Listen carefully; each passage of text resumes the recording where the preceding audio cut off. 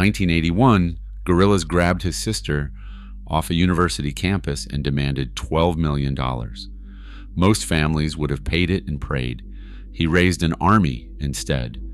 Within months, the kidnappers were being hunted down one by one, and his sister walked free without her family paying a dime. That private militia became one of Colombia's first modern death squads. This is a man who outmuscled the guerrillas, outlawyered two governments, and beat extradition on two separate continents.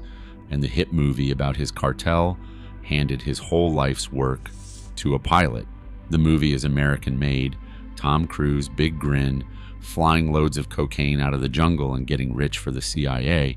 It sells you a Louisiana pilot named Barry Seal as the swashbuckling brain of the 1980s cocaine air bridge, the one clever gringo who charmed his way to the top of the Medellin Cartel.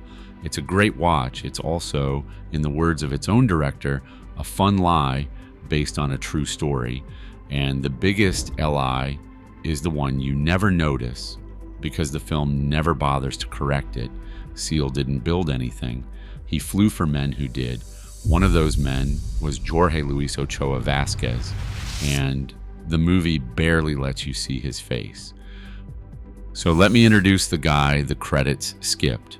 Jorge Ochoa didn't come up from a slum. He was a rancher's son, born in Medellin in 1950, into a family that bred horses and ran a restaurant called La Margarita. The Ochoas were Paso Fino people, show horse aristocracy, the kind of family that financed bullfights and turned up at the fairgrounds in their good clothes. His father was an internationally known breeder. Legitimate money and famous horses gave the whole clan a respectable front. And behind it, the cattle trucks and the family name did work. No honest rancher ever asked of them.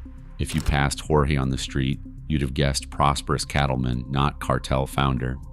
6 feet tall, the better part of 225 pounds, soft around the middle, a man who reportedly never touched the product and nursed the occasional glass of wine.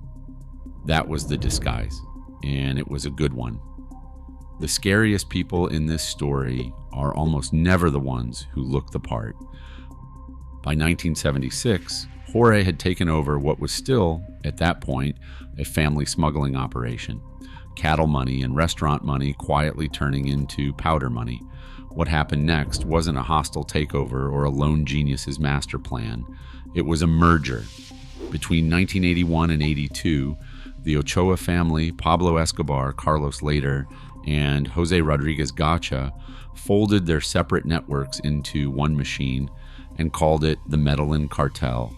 Manufacturing, distribution, marketing, all pooled like 4 regional companies agreeing to stop competing and start dividing the map. I don't argue that's the part people still get wrong about the cartel. It wasn't Escobar's personal gang, it was a board of directors, and Jorge Ochoa sat on it from the first day. One of Escobar's own gunmen would later claim Jorge was effectively Escobar's boss, and while that's one man's word, nobody in the room mistook the plump rancher for a junior partner. The Ochoa's end of the arrangement was the far side of the pipe, the distribution and the sales across the United States and Western Europe, which is a polite way of saying they owned the stretch where the powder turned back into cash. Escobar brought the terror and the headlines. The Ochoas kept the ledgers and the connections that moved the money. Here's the piece American made hands to Tom Cruise. The AIR bridge, that pipeline of small planes running cocaine north, ran through a Bahamian island called Norman's Cay. Carlos later bought the place, ran the locals off, put armed men on the beach, and stretched the airstrip out to 1,000 meters so his fleet could work around the clock. At its peak, that single route was moving up to 300 kilograms of cocaine a day into the United States, landing on abandoned strips in Florida, Georgia, and the Carolinas. This was the leap that changed the whole business. Cocaine going from a suitcase trade one courier could carry to an industrial pipeline you measured by the plane load. That's the infrastructure. That's the thing that made the money. Barry Seal was one contractor with one plane inside a system other men designed and paid for. The movie takes the whole pyramid and credits the delivery driver. And it goes further than flattery because the film puts Seal in rooms he was never in. Watch American Made, and you'll see Barry palling around with the bosses early, trading jokes with Escobar like an old friend. In reality, Seal didn't sit down with Jorge Ochoa or Pablo Escobar until 1984, near the end of the whole story, and by then he was already flipped, an informant wearing a wire.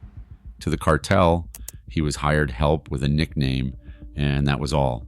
The movie invents a CIA handler who never existed, changes the pilot's wife, cuts his 5 kids down to 3, and stages a cartoon escape where he lands on a suburban street and pedals off on a child's bike. None of that happened. What did happen is uglier and a lot less charming, and Jorge Ochoa is standing right in the middle of it. Go back to that sister. When the guerrillas of M19 snatched Marta Nieves Ochoa in 1981, they thought they'd found the perfect victim, a rich girl whose family would quietly wire the ransom. They'd tried to grab Carlos later around the same time, so this wasn't personal. It was a business model. Kidnap the narcos and bleed them.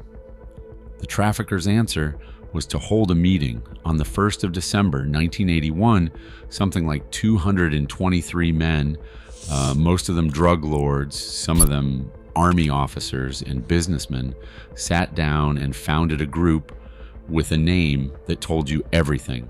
Muerte sequestradores, death to kidnappers. They didn't negotiate. They hunted the guerrillas and anyone standing near them, and within months, Marta was free and not 1 peso had changed hands. What gets me is what that proved. A private club of criminals had just done in a matter of months what the Colombian state couldn't do at all. That's not a gang anymore. That's a parallel government with better cash flow. And it didn't disband once Marta came home. Death to Kidnappers became a blueprint, one of the first modern paramilitary outfits in a country that would spend the next 30 years drowning in them. Now, put the scale of the thing next to the movie's hero. In March of 1984, Colombian police and the DEA found a place in the jungle the cartel called Tranquilandia. The DEA had gotten there by planting a tracker on a barrel of ether shipped down from the States, then following the chemistry to the source. What they found was not a clever pilot's side hustle. It was 19 laboratories, bunkhouses for 100 workers, its own airstrips, workshops for cars and airplanes, a cocaine factory hidden more than 100 miles from the nearest road. They pulled out around 13.8 metric tons of cocaine, and they called it the biggest drug seizure Latin America had ever seen. The place had been cooking something close to 20 tons of product a month, and the officials standing in the ash put the street value of what they burned at more than $1 billion. One clearing in the jungle exposed an operation with more moving parts than most legitimate factories. Jorge himself claimed the cartel was moving roughly 6 tons of cocaine a month at its peak. By 1987, Forbes had listed him among the world's billionaires, a fortune built on the exact pipeline the movie credits to a guy, in a leather jacket. If you only know this world from American Made, that number should stop you cold.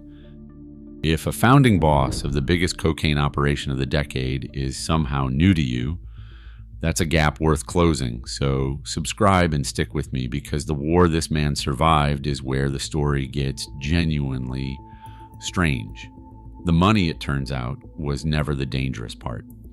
The extradition treaty was. The United States wanted these men on American soil in American courtrooms, and the cartel decided it would rather burn Colombia down than board that plane. The fuse was a murder.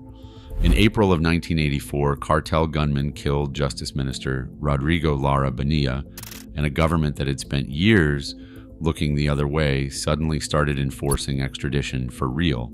A murdered cabinet minister was the one insult the state couldn't swallow.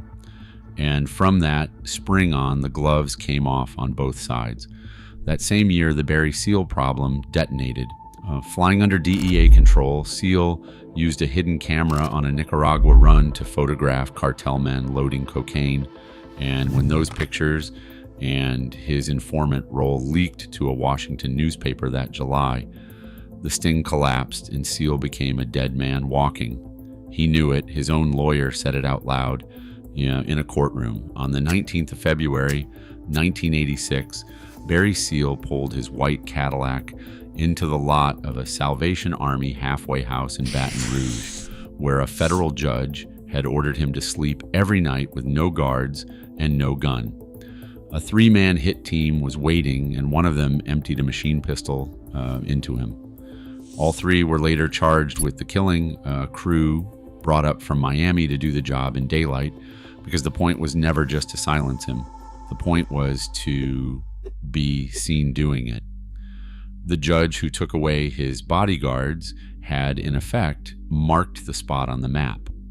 The movie ends near here, with Seal as a tragic charmer who flew too close to the sun. What it doesn't tell you is who wanted him gone. The order traces back to the cartel's leadership, and some accounts put it specifically on the Ochoas. I'll be careful there because the sourcing splits and no single name sits cleanly on the trigger. But the machine that reached into Louisiana and cut down a federal witness in a halfway house parking lot, that machine had Jorge Ochoa's fingerprints all over its founding. And where was Jorge while his pilot got gunned down and his labs got raided? He was doing the thing he was actually best at, which was not getting caught. In June of 1984, he had already slipped off to Madrid with his wife. Spanish police arrested him there that November on an American warrant, and then something almost funny happened. Two governments started fighting over him. The United States wanted him for cocaine, Colombia wanted him back home. For nearly 2 years, his lawyers turned that tug of war into a shield, and in July of 1986, a Spanish court handed him, not to Washington, but to Bogota. Back in Colombia, he walked out on a suspended sentence, the charge being forged papers he'd used to import fighting bulls from Spain, and once he was home and loose, he simply vanished, dropping out of sight that autumn while American prosecutors were still filing motions for a man who was already gone, fighting bulls. The most wanted trafficker in the hemisphere beat extradition on 2 continents, and the thing that nearly stuck was livestock paperwork. I think that tells you more about how these wars were actually won than any shootout ever could. If Barry Seal was the son, Jorge Ochoa was the man who understood the whole game got played in courtrooms, not cockpits. The war he'd helped start got worse without him needing to touch it. The cartel's leadership organized under a banner called Los Extraditables, and their slogan was a threat with a body count behind it. Better a grave in Colombia than a prison in the United States. In 1989, they declared open war on their own government. They bombed a passenger jet out of the sky, Avianca Flight 203, and killed everyone aboard, more than 100 people chasing a target who wasn't even on the plane. They drove a bus packed with explosives into the National Security Headquarters in Bogota and killed around 60 people. The vehicle dressed up in the paint of a city water company, so nobody looked at it twice. This is the true cost the film's grinning tone never once touches. American Made gives you a caper. The real ledger is a downed airliner and a leveled city block, all of it in service of a single demand. Don't send us north. And the demand worked, which is the part that should really land. Jorge Ochoa outlasted the whole bloody argument by simply waiting for the terms to come to him. By January of 1991, President Cesar Gaviria had signed decrees promising surrendering traffickers a Colombian trial and no extradition. And Jorge walked in with his hands up, having gotten in writing the one guarantee the entire war had been fought over. He drew a sentence of a little over 8 years, served about 5.5 of it in a Medellin prison. And in the summer of 1996, he walked out a free man in a bulletproof Mercedes. A United States envoy called the release, and I love this word, lamentable. 5 years earlier, the cartel's larger project had already become law when Colombia banned extradition in its new constitution. He didn't just survive the war, he won the argument the war was about. Look at who was left standing when the smoke cleared. Pablo Escobar, gunned down on a Medellin rooftop in 1993. Carlos later shipped off to an American prison, the exact fate they had all sworn to avoid. Rodriguez Gacha, dead, and Jorge Ochoa, the plump rancher's son who never used the product, went home to his horses and his family and has owed the law nothing since.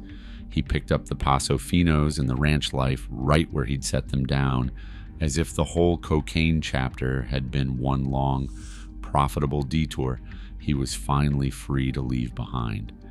If you ask me, that's the real ending American-made could never sell, because it isn't tragic and it isn't just. The founder didn't crash and burn in a blaze of glory. He aged out quietly on a ranch while the flashier men filled the graves. The family's fight didn't even end with him. His youngest brother, Fabio, got pulled back in years later, extradited to the United States, and spent more than 2 decades in an American cell before being deported home to Colombia at the tail end of 2024, 40 years after all of this began. That is the shadow the movie's 2-hour runtime can't reach. So the next time you watch Tom Cruise fly that plane and flash that smile, remember the man the camera kept in the background. American-made needed a hero with a face you already liked, so it gave a hired pilot the credit for an empire he only ever worked for. The man who actually helped build it never needed the spotlight. He got something better than a legend. He got to walk away. I've got more wise guys and cartel bosses the movies got wrong lined up, so I'll see you in the next one.